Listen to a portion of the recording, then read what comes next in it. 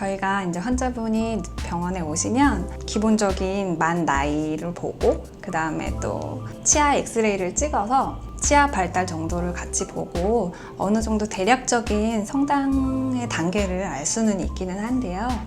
같은 나이라고 할지라도 어떤 아이는 이제 뼈의 성장이 좀 빠른 친구들이 있고 또 어떤 아이는 또래보다 뼈 성장이 좀 더딘 친구들이 있기 때문에 손목 엑스레이랑 경추 엑스레이를 추가로 보고 이 아이가 뼈의 성장이 지금 어느 단계에 있는지 조금 더 구체적으로 알아보기 위해서 촬영을 합니다.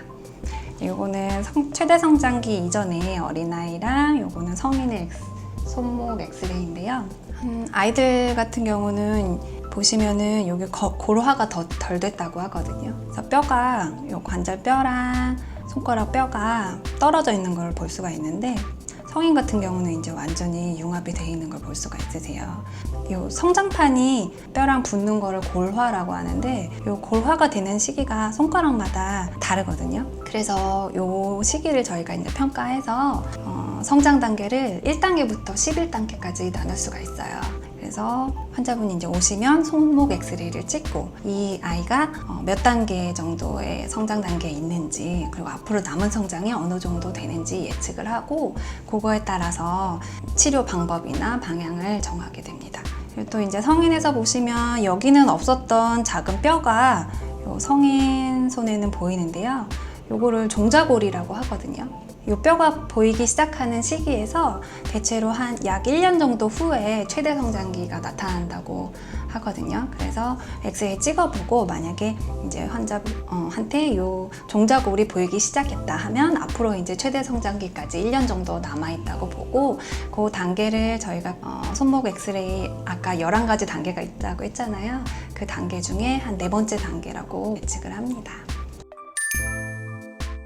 부정교합의 양상이 좀 여러 가지가 있는데요. 그 케이스마다 가장 좋은 치료 시기가 달라요. 그래서 만약에 골격적으로 성장교정이 조금 필요한 아이라고 하면은 성장교정 치료를 빨리 지금 시작하시는 게 좋겠다고 말씀드리는 경우도 있고, 만약에 골격적으로 부조가 별로 없고 치아만 움직여서도 교정이 예쁘게 잘 되는 경우에는 그냥 조금 기다리셨다가 연구치 다 나오고 나서 치아 배열만 한번 해주시는 게 좋을 것 같아요. 이렇게 말씀도 드리세요. 그래서 그 케이스마다 사실 치료의 가장 좋은 시기가 다르거든요.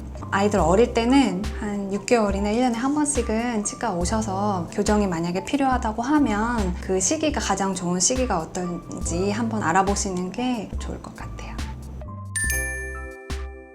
저는 하실 수만 있다고 하면은 성장기 때 성장교정 치료를 받으시는 거를 훨씬 추천을 드려요. 왜냐면 조금 극단적으로 말씀을 드리면 그냥 성인이 돼서 교정 치료를 한 환자분들 같은 경우 만약에 성장 교정 치료를 받고 나서 치아 교정을 하게 되면 이를 안 빼고 교정할 수 있는 경우도 있어요.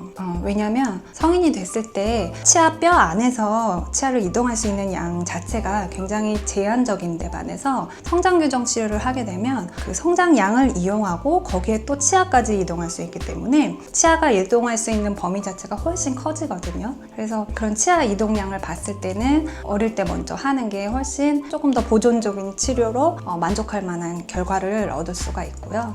또 이제 두 번째 이유로는 아이들은 성인들보다 훨씬 적응력이 좋아요.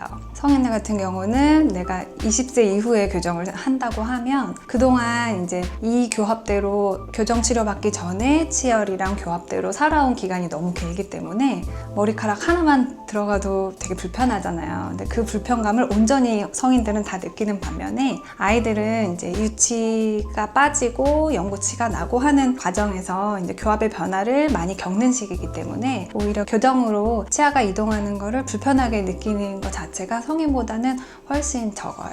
그리고 치아 이동 속도도 성인보다는 아이들이 훨씬 빠르고요. 그래서 치료 기간도 아이들이 훨씬 적게 걸리겠죠.